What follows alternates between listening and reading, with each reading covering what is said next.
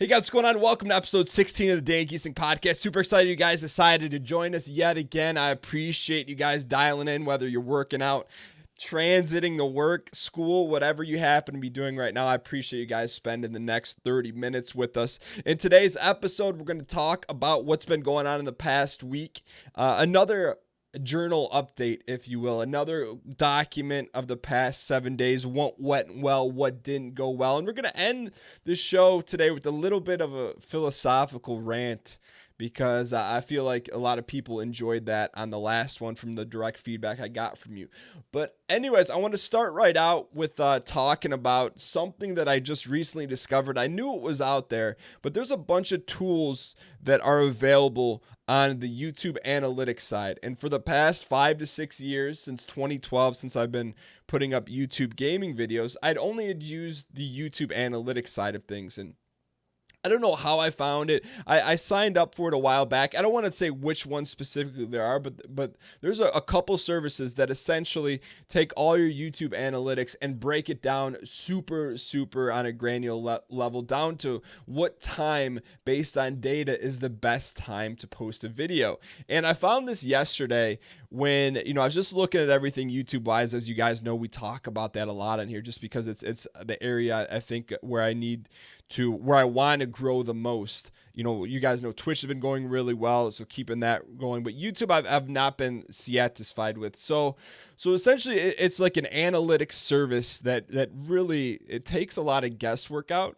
So for example, the first thing I'm going to be enacting today on it is normally I post videos at 8 a.m. Eastern Standard Time because I feel like, hey, look, people are going to work or in the morning, they want to watch it, and they just have it available so they can watch it at any point in the day. That's what I thought was the quote-unquote correct time to post a video, to make it as easy as possible for you to watch or listen to. However, after going through this service, and it's free, I mean, I'm using the free version of the service, but there's a paid version, and if it goes well and if it carries over well, I'm sure I'll use the paid service, but they're based on their data. They said the best time to post a video is 5 p.m. Eastern for my specific channel. There's a button you can click. It gives you an audit, and essentially audits your channel. It says, hey, do more of these type videos, do less of these type videos, kind of in that way. So today's going to be the first experience with that, and posting on that, and I'll give you guys an update next week on if the analytics service helped.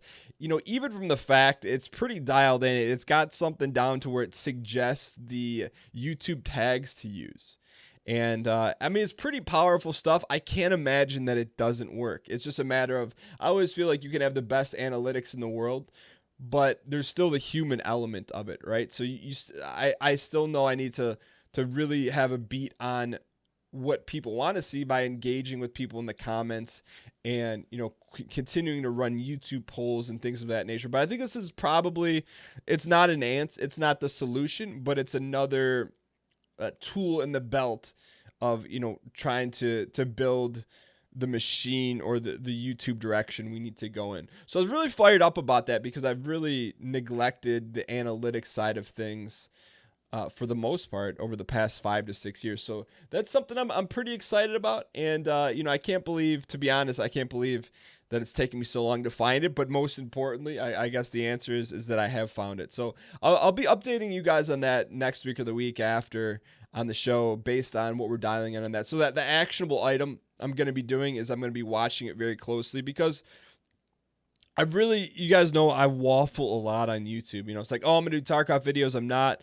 And there's no analytic that will measure your level of consistency.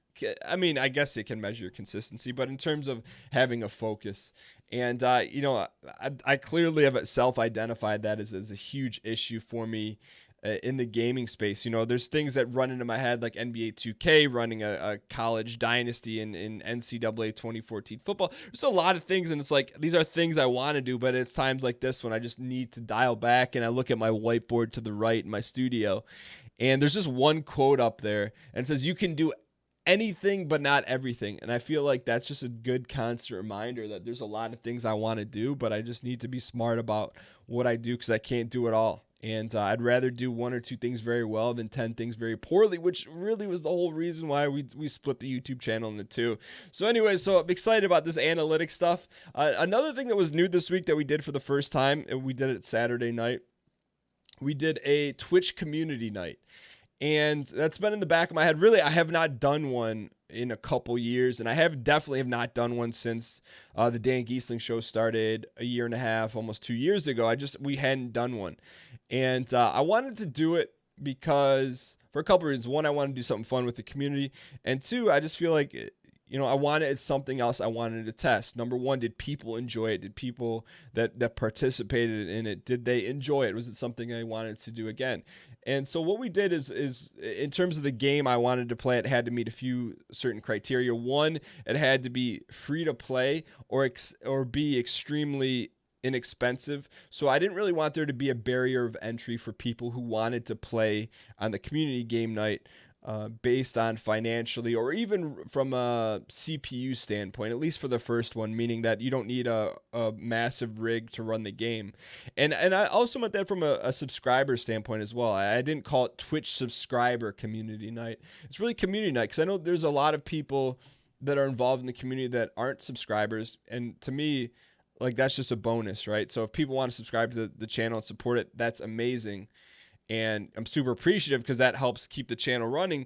But I also understand people are in different situations and they can't always subscribe. But to me, I don't want that to be a discriminatory factor as to whether or not they can participate in community night because they're still a part of the community. The Twitch subscribing has nothing to do with it, in my opinion. That's how I approach it. So the other criteria that I wanted to enact for the community night was that there'd be no player cap. So I didn't want to play a game where we were capped at, it's a five versus five, or there's a max of 8 players can play, meaning that if there was 10 people wanting to play, all 10 people could play. There's 20, so on and so forth. So those were the two elements of check boxes to check to the game that we wanted to play. So ultimately I decided on, and I ran a few polls in the community Discord to say, here's a few games, which one do you want to play?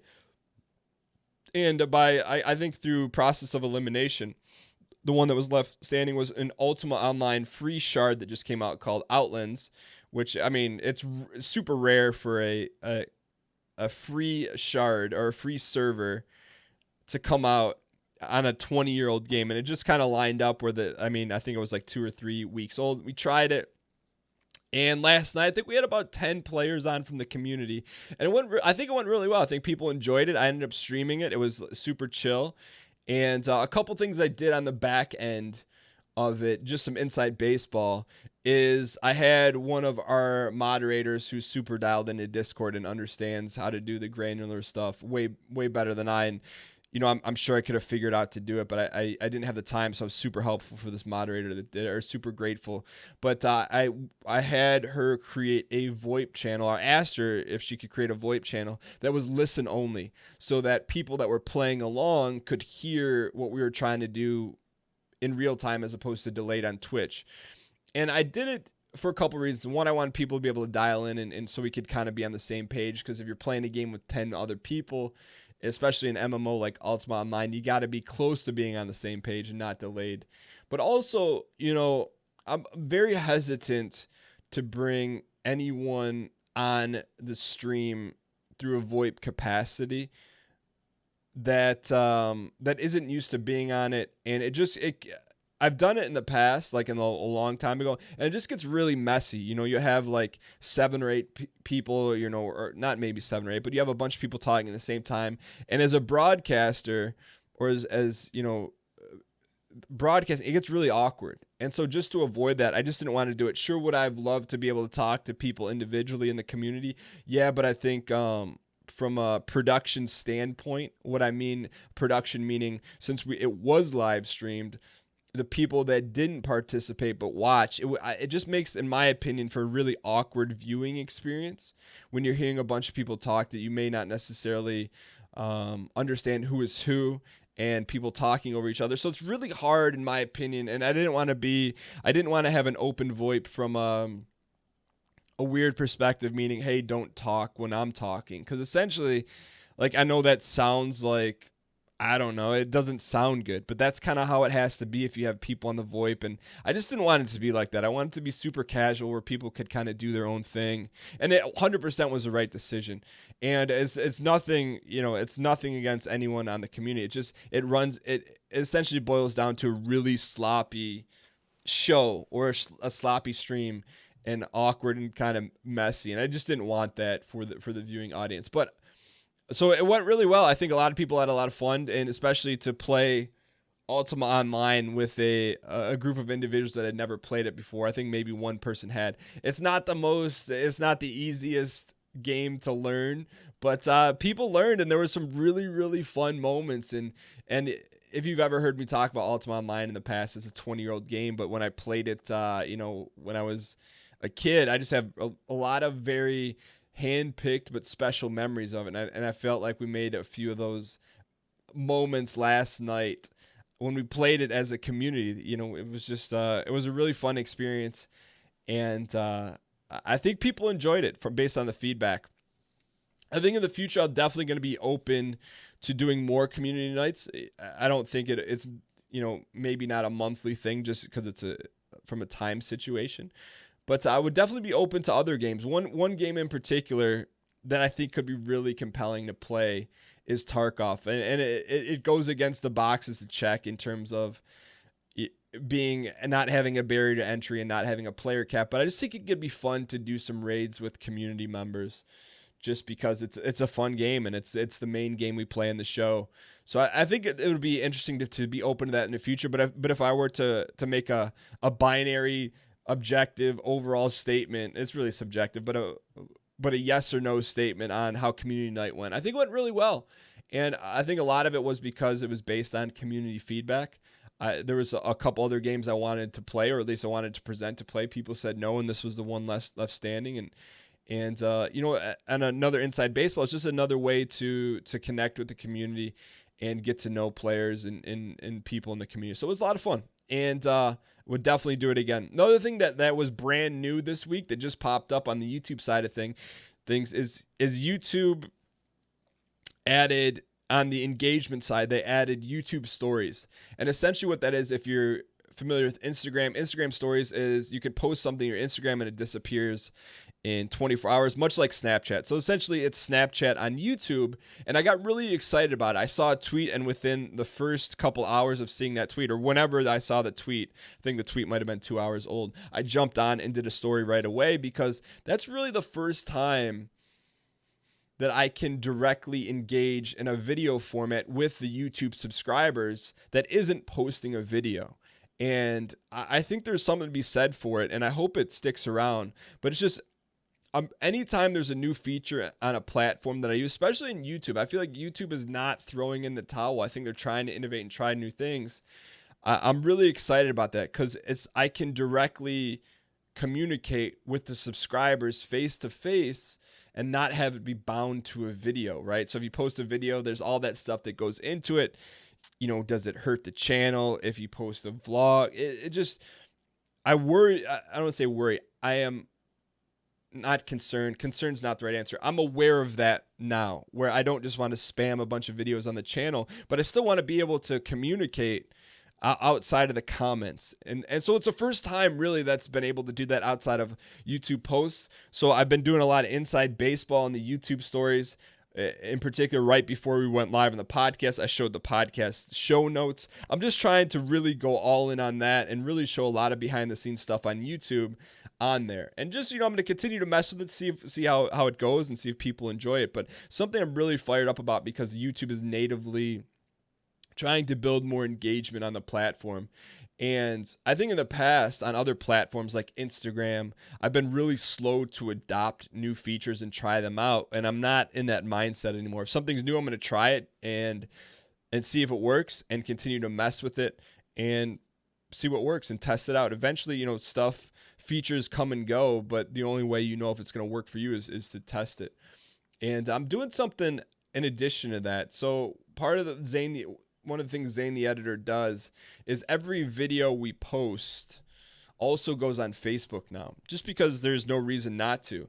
And so I've started deploying some ads showcasing videos on Facebook. So meaning I'm putting money to get additional exposure for some videos on Facebook, just because I'm trying it out, right? So I'm doing everything I possibly, I'm going to say everything I possibly can. I'm running a lot of different things to try and grow the YouTube side of things, because I just feel it's like a pillar, and it's almost like right now, you guys have heard me talk about it, is if the gaming brand is, a stool that you would sit on. Right now we got one really big leg, and that's Twitch. And YouTube's like maybe a mini leg of the stool, and there's no third leg. So I just don't ever want to be heavily weighted in one area. And I'm super grateful for, how things have been going on Twitch, and it's awesome. But I think what I'm definitely doing is I'm taking, really for the first time, I'd say Zane the editor was the first move, where I'm now taking revenue from the channel and putting it back into the channel. And because I want it to grow. And I feel like as one person, there's only so much you can do to grow your YouTube channel. And I think there's a lot of people that do it really well on a solo basis. Look at someone like, Ryan, Northern Line. Yeah, my understanding, he does everything by himself, and he has a thumbnail artist, and that's it. But for me, I just know, I want to do things, and if, putting money back in to the show, I always put money into the show, but really just trying new things. And I don't see how that's ever going to be a bad thing. It's like, just because I played this whole thing for the long term, not the short term, right? I'm not looking to squeeze every dollar out of everything we're doing here and then peace out 6 months from now. That's just not the goal. My goal is to be able to do this forever, or extremely, extremely long term, and make it, a viable, fun business.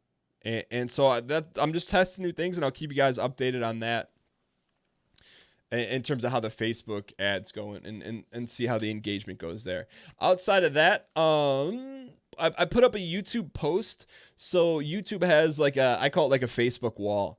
And, because I was feeling in one of those unfocused areas in terms of, I'm like, all right, hey, look, I just finished knocking out 10 hours of Red Dead Redemption 2 for GameTune. I really, really like the game, had a blast with it. I'm like, people would enjoy it either on Twitch or YouTube. So I put a post directly on YouTube, and you could put these polls on YouTube, and not a lot of people don't do it, but when it's done, it really pops up first thing on mobile. So if you have a mobile, if you watch YouTube videos mobile and you go to your subscriptions, if you run one of these posts, it pops up on the front page. So it's like really valuable real estate. So I posted a poll. I'm like, hey, if I were to do a playthrough of Red Dead Redemption 2, would you watch it? And the options I gave to vote were yes, every episode, no, or I'd watch a couple.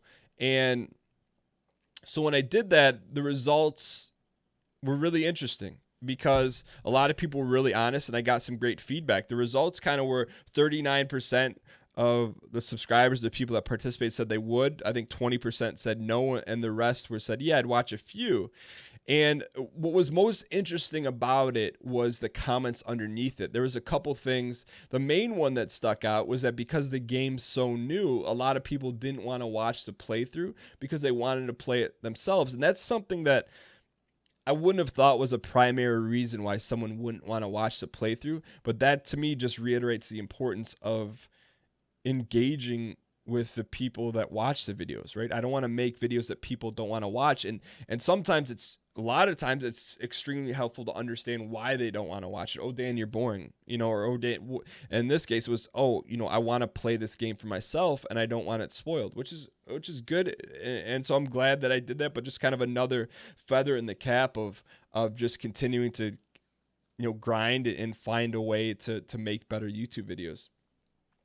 Outside of that, I did have an interview planned for this week in place of this episode, but the individual that I was planning on interviewing lost power, and so literally had no access to a computer and the phone, and so we couldn't do it. So I'm looking to bring that person hopefully back in the next couple weeks. But in its place, in addition to this episode, this past week on Twitch, I did a duo for the first time with someone brand new to the channel. So probably about a month and a half ago, individual by the name of Markstrom reached out to me on Twitter, and the Tarkov community is fairly small, but he's friends with Deadly Slob. I'm friends with Deadly Slob, so I got to know him, on an acquaintance level through Deadly Slob. And so he reached out, I was like, hey, we should, if you ever want to do duos, let's do it. I'm like, yeah, let's do it. So we planned it probably about a month ago, and something popped up and I had to cancel.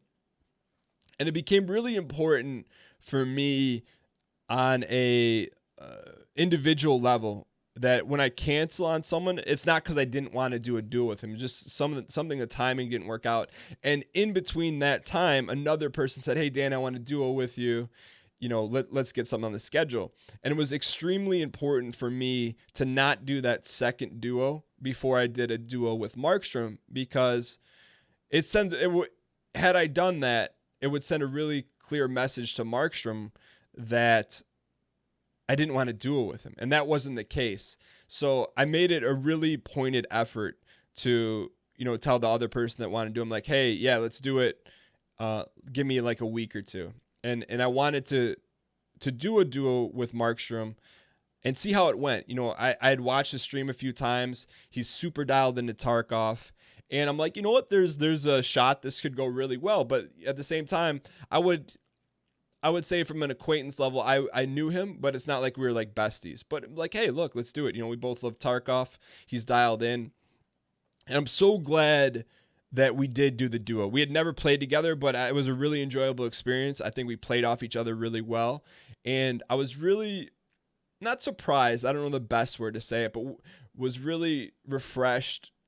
We had a conversation about community building and really how he builds his community is very similar to my take on how I do things, which is, it's not about having a massive community in a heartbeat. It's about building your community essentially one block at a time, 1% at a time, and doing it the right way. Almost like, I don't want to be corny about it, or it's almost like building a football program, right? It's your program is only as good as your recruits. You can run the best plays in the world, have the best playbook, think you're the best coach, but unless you have the right recruits, it doesn't work. And I feel that way about the community.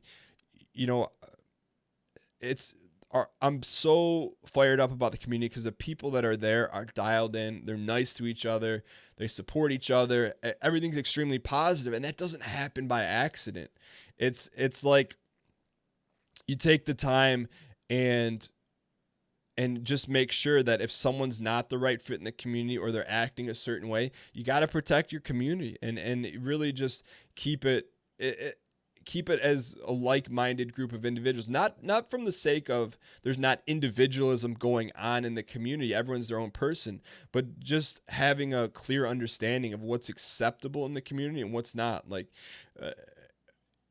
in terms of what we do in our community, it's clean, positive entertainment. So if you're interacting with people in the community Discord or in the chat or with each other, that's what's expected. So there's no like lewd stuff posted in the Discord. There's no like crude language. And look, I'm not perfect, and the community's not perfect, but it's not like a utopia. Like, stuff happens. Like,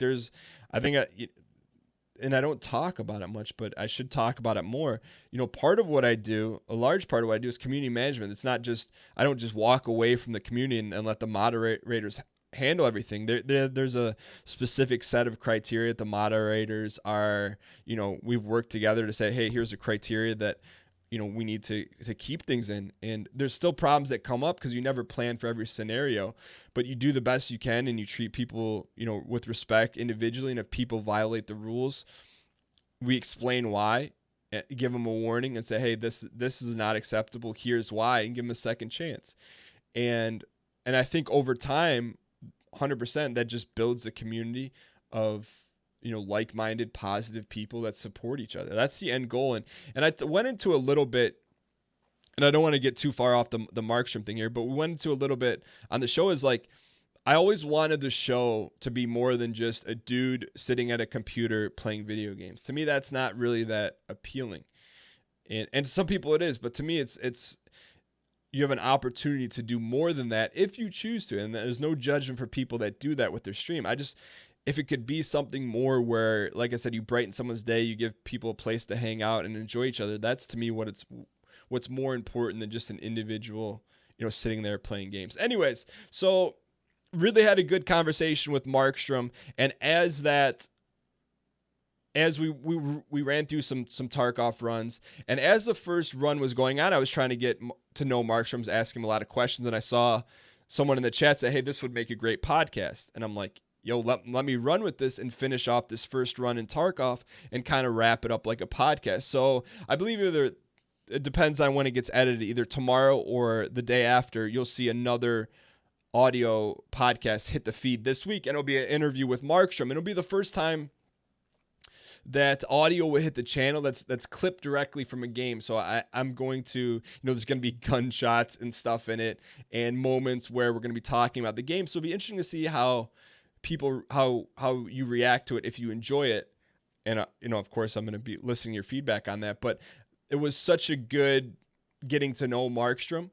And it was almost like I just brought him on the podcast while we were playing the game. So I'm interested to see how that does. But in place of not having an interview, because I really wanted to have an interview for this week's show, that will be up in the next day or two. So it was really good. And it was a lot of fun. And another thing that happened this past week on Twitch is a big learning lesson, a big L on my part. I took a bounty that of a game I had seen someone play for like a couple minutes. It was like an isometric battle royale. But I had never played it before. I had never went through the process. I'm like, oh yeah, I saw this person playing it, looked cool. And I may have watched 2 minutes of it. So I took the bounty, we go to run it, and right away, it was like, I wouldn't call it not safe for work, but I would say not what we do in our community. There was like a character creation that it was really like super lewd. I wouldn't call it like South Parky, but it was based off a series or something called Cyanide and Happiness. I had no idea what that was. I just knew it was an isometric, like third person, unique looking BR. I'm like, oh, this looks like fun. Like this type of game I would play on the channel. But the theme of it, I didn't really know what it was until I started it. So here I am, I'm live doing this bounty.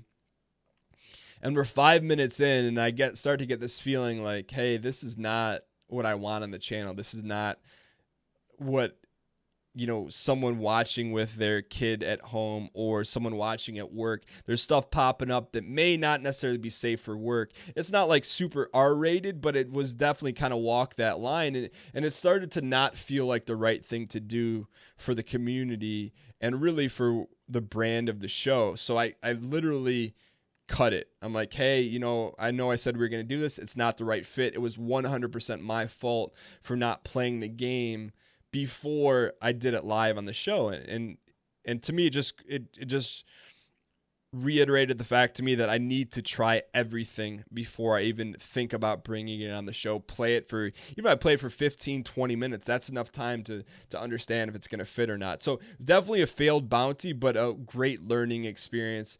And to me, just also reiterated that no bounty or no sponsored deal is going to be worth compromising what the show is about, keeping it clean and keeping the show where you could watch it with your family members or at work and not have to worry about, anything lewd happening. So that was something I definitely learned. And the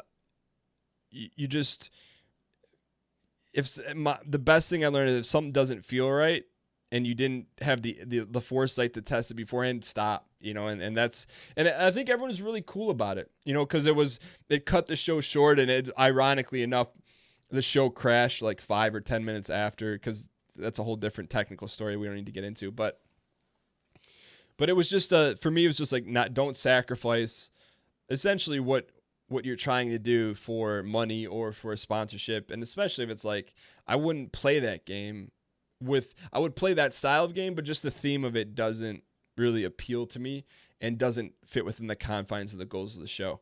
Outside of that, this past Tuesday, I can proudly say when we did Team Unity Tuesday, we played a new game. We did Farming Simulator. It's the first time in the history of doing Team Unity for a year and a half where I got off and shut down when I said I was going to. Team Unity Tuesday is a lot of fun. You guys have heard me talk about it week in, week out, but it's so much fun that I lose track of time and I stay up way too late. But because of family reasons, I told the guys, I'm like, hey, look, I can do it for about an hour tonight. I got to get off at 8:30 for some family reasons, and got off at 8:30, and it was good. And the reason why, I'm not going to tell you the reason why it's not important for the context of the show, but because I think I had like 10 or 11 hours to do this week for Game Tune.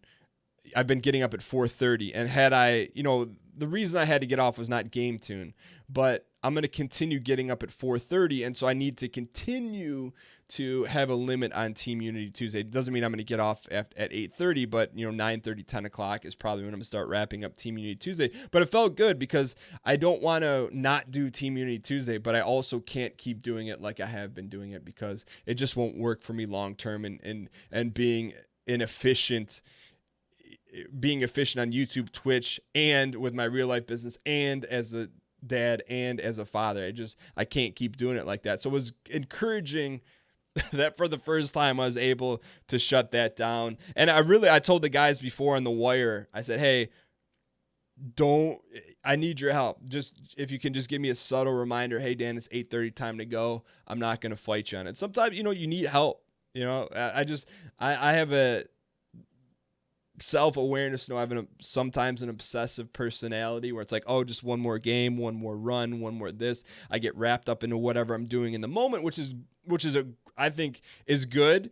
And there's times when it can be bad because I get so wrapped up in my work that, I forget to do things that are as equally important. So that was a huge win that I was excited about. And I wanted to wrap up the show today talking about something I went off. I didn't go off of, but I really did some like heavy fourth wall breaking on the Friday Twitch show about bad advice that I hear people give to people that want to start YouTube or Twitch. And I say bad advice, and that's from my perspective. But I don't want to judge the people that give that advice because that's their truth. But for me, it's not.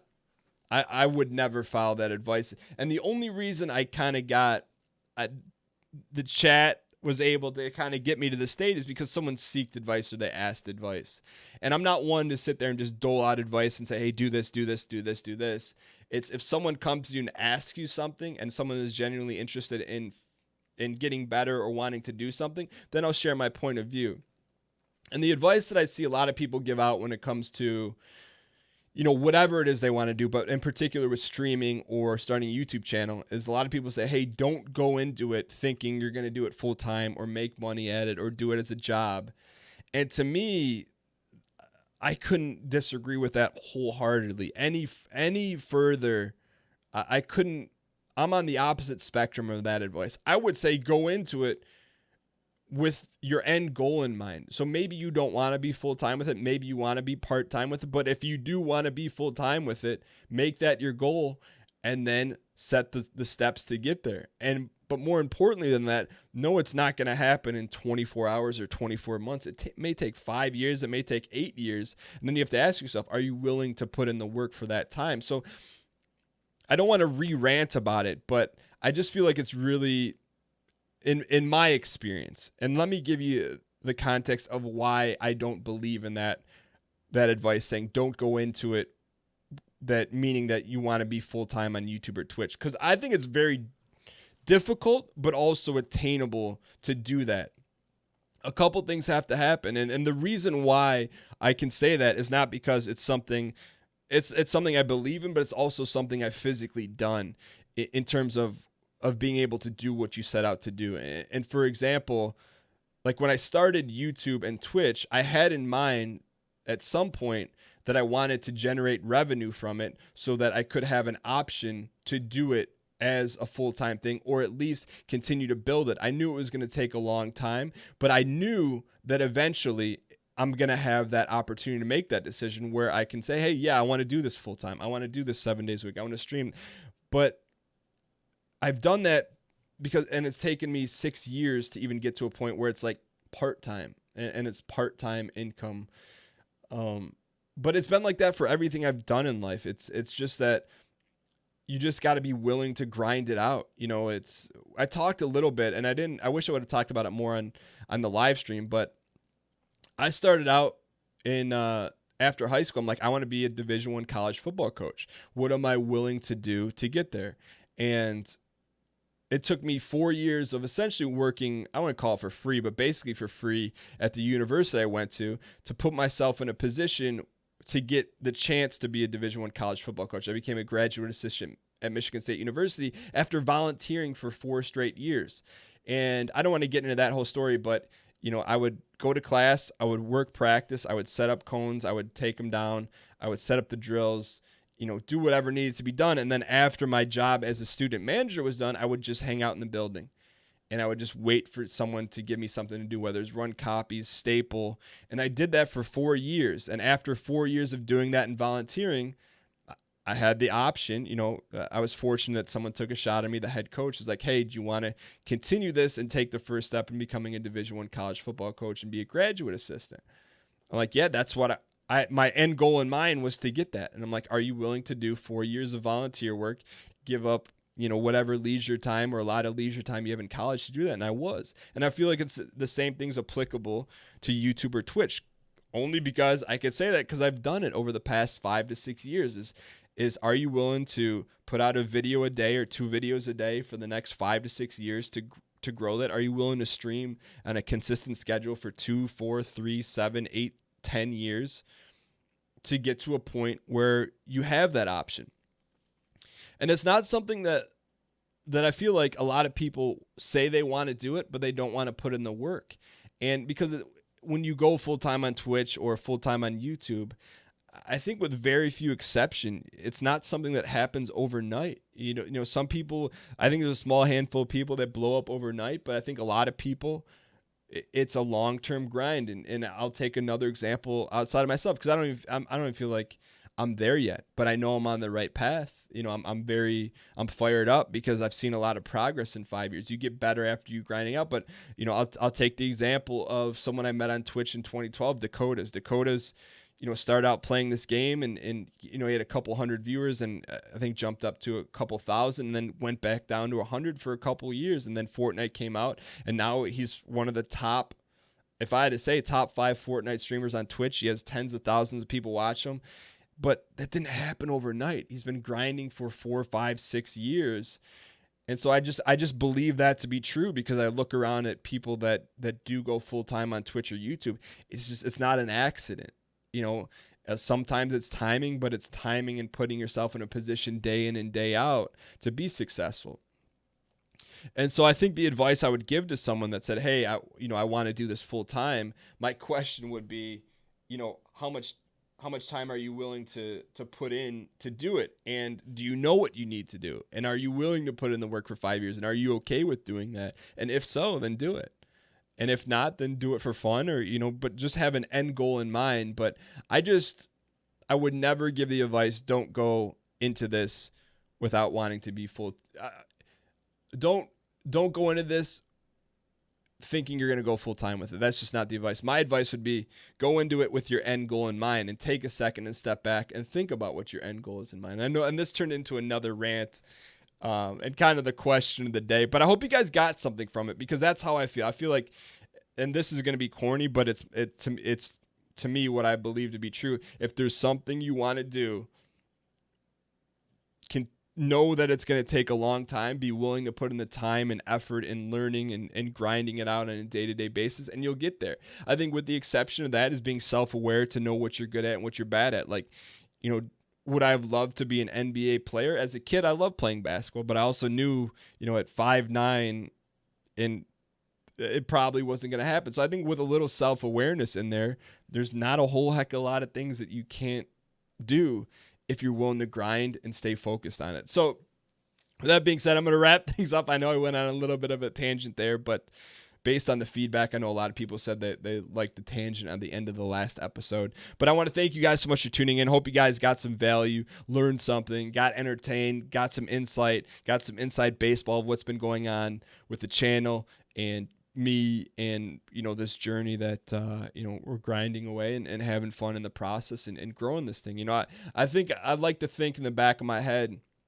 that I'm going to look back on a podcast like this a couple years from now and listen to it, be like, yeah, I remember where I was at that time. And, things are different now than they were there, but just to be able to have this snapshot and have people learn from it and be entertained from it and apply it in whatever field that they're working on or get enjoyment from it. That's the end goal. So thank you guys so much for spending your evening, afternoon, morning with me, and I appreciate it. Thank you guys. If you guys enjoyed this episode, one of the best things you can do to say thanks is to share it, whether on Twitter or take a picture of it and post it to your Instagram stories.